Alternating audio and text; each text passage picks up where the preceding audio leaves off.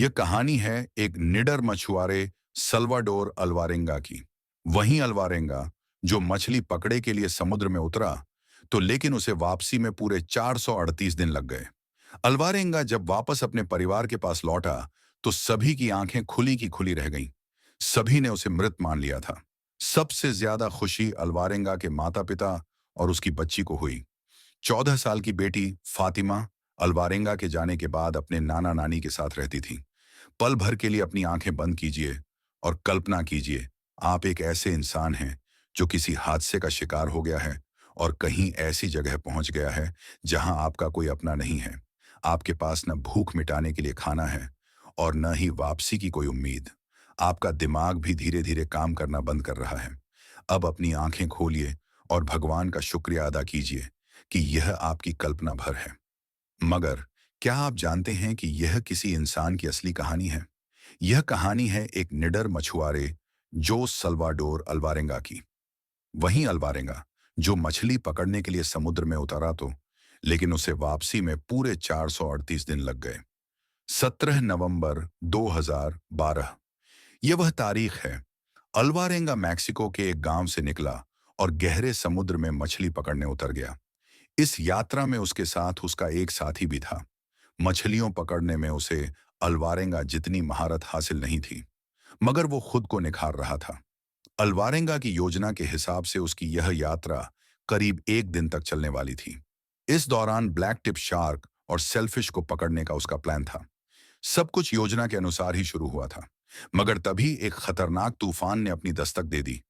भारी बारिश और तेज हवाओं के कारण उसे खतरे की चेतावनी मिल चुकी थी। बावजूद इसके वो अपनी सिंगल इंजन वाली टॉपलेस बोट के सहारे आगे बढ़ता रहा। यह रिस्क उसे भारी पड़ा। 5 दिवसीय तूफान उसे अपने साथ बहा ले गया। जिस रेडियो से वो मदद मांग सकता था, वो भी नष्ट हो चुका था। बोट का वजन कम करने के लिए अल्वारेंगा ने 500 किलोग्राम वजन के बराबर की अपनी सारी मछलियां फेंक दी। अब उसके पास न तो खाने के लिए राशन था, न रोशनी थी और न ही किनारे से संपर्क करने का कोई तरीका। खुले समुद्र में उसकी बोट बेलगाम आगे बढ़े जा रही थी। भूख लगने पर वो अपने नंगे हाथों से मछली, कछुए जैसे समुद्री पक्षी पकड़ता और उनका मांस कच्चा ही खा जाता। पीने के लिए अल्वारेंगा ने बारिश के पानी का सहारा लिया। एक पल ऐसा भी आया जब उसके पास पीने के लिए पानी नहीं बचा। ऐसे में उसने कछुओं का खून और अपना मूत्र तक पिया। करीब 4 महीने के बाद साल्वाडोर के साथी ने कच्चे मांस को खाने से मना कर दिया और अंततः भूखमरी से मर गया। मगर साल्वाडोर ने जिंदा रहने के लिए सब कुछ जारी रखा। साल्वाडोर अपने शुरुआती बिंदु से 10,000 किलोमीटर से अधिक की दूरी पर था।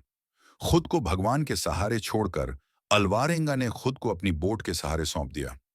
वह खुली आंखों से आसमान में टिमटिमाते सितारों को देखता, इस उम्मीद के साथ कि कोई उसकी मदद के लिए आएगा। उसने अपने आसपास कई सारे जहाजों की चहलकदमी महसूस की, मगर कोई उसकी मदद के लिए आगे नहीं आया। इस अकेलेपन में अल्वारेंगा ने गीतों और भजनों को समय काटने का साधन बनाया। 30 जनवरी 2014 को 438 नारकीय दिनों के बाद अल्वारेंगा ने कुछ दूरी पर पहाड़ों को देखा। यह मार्शल द्वीप समूह का एक छोटा सा कोना था। उसने अपनी नाव छोड़ी और तैरकर किनारे पर आ गया। आखिरकार वह जमीन पर था। किनारे पर पहुंचकर जैसे ही वो खड़े होने की कोशिश करता, वो गिरकर बेहोश हो जाता। जल्दी ही वहां के स्थानीय लोगों की उस पर नजर पड़ी और वो उसे अपने घर लेकर आए। इसके बाद उन्होंने संबंधित अधिकारियों को अल्वारेंगा के बारे में सूचना दी। पुलिस जब मौके पर पहुंची तो उसने देखा कि अल्वारेंगा के टखने सूजे हुए थे। उसकी आंखों की रोशनी बहुत कम हो गई थी। वो मुश्किल से चल पा रहा था। उसके बाल किसी झाड़ी की तरह उलझ गए थे। लिहाजा उन्होंने लगा कि साल्वाडोर अल्वारेंगा के साथ किसी ने बर्बरता की है, जबकि सच कुछ और था। आगे अल्वारेंगा की कहानी की सत्यता के लिए कई तरह की जांच की गई और हर जांच इस बात की तस्दीक करती है कि अल्वारेंगा की कहानी एकदम सही थी। अल्वारेंगा जब वापस अपने परिवार के पास लौटा, तो सभी की आंखें खुली की खुली रह गईं। सभी ने उसे मृत मान लिया था।